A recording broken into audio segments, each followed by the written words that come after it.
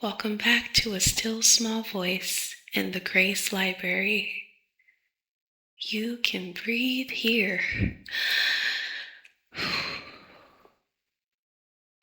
We talked about what happens when we get triggered.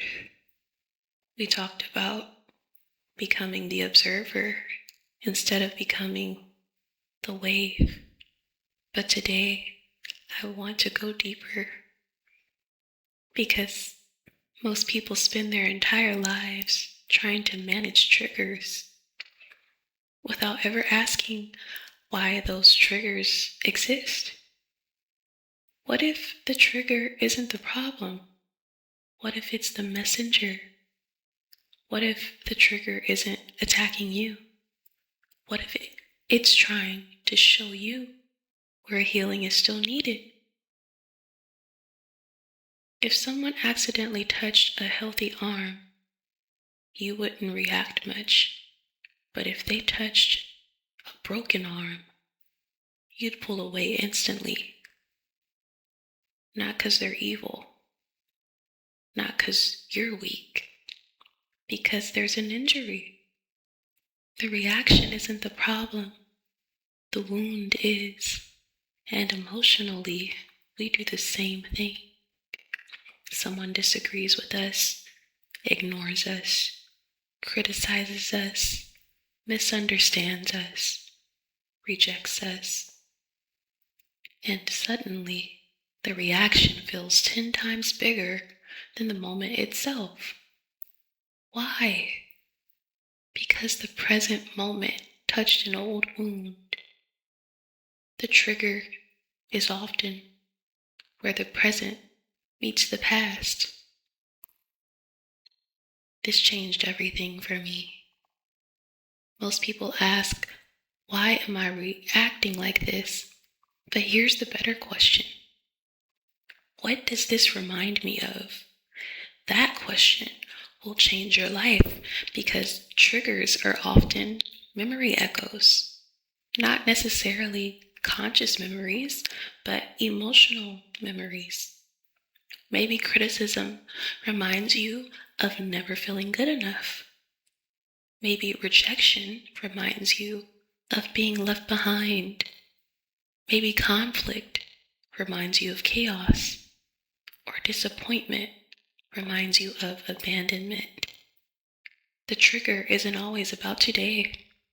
Sometimes today just woke something up.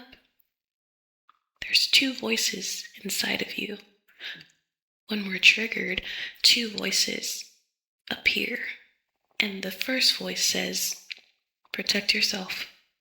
The second one says, pay attention. Most people listen to the first voice. Very few listen to the second. The first voice wants survival. The second voice wants healing. And healing begins when we become curious instead of defensive. The next time you're triggered, don't immediately try to calm down. I know that sounds strange, but first, get information. Take out your phone. Open your notes app. Write what happened. Just write the facts. No story, no assumptions, no mind reading. What did I feel? Angry? Rejected? Embarrassed? Powerless? What did I need? Respect? Understanding? Safety? Validation? Connection? This is where most people have their breakthrough, because beneath almost every trigger is an unmet need, and needs aren't weaknesses, they're information. Here's something most people miss. Triggers aren't only happening in your mind, they're happening in your body. That's why emotional regulation isn't just thinking differently, it's learning to help your nervous system feel safe. Try these when you're activated. Name 5 things you see. This brings back to the present. Press your feet into the ground. Remind your body, I'm here. I'm safe. This moment is not the past. Hold something cold. A cold water bottle, an ice pack, cold water on your wrist. This helps interrupt the stress response. Lengthen your exhale. Your body interprets a long exhale as safety. Try breathing out longer than you breathe in. And this might be the most powerful thing I'll share with you today. When you're triggered, imagine the younger version of you standing beside you. Not the grown-up version, the younger one. The scared one, the hurt one, the overwhelmed one. Then ask, what does this version of me need right now? Not what they deserve, not what's wrong with them. What do they need? Because many of us speak to ourselves in ways we'd never speak to a hurting child. Healing often begins when compassion becomes louder than criticism.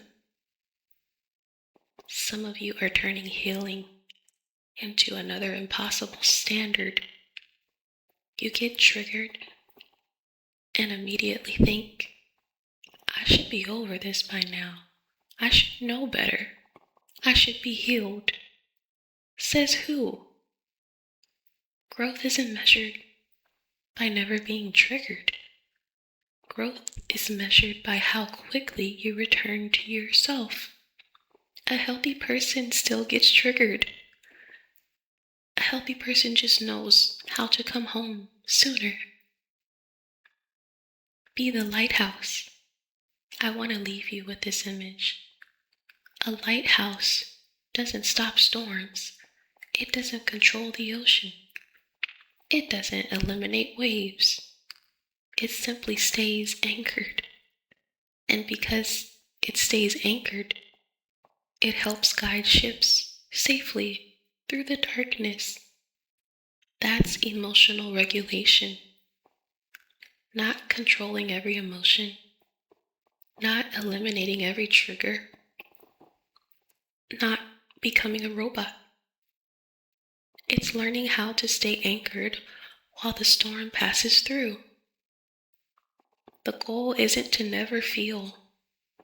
The goal is to remember who you are while you're feeling.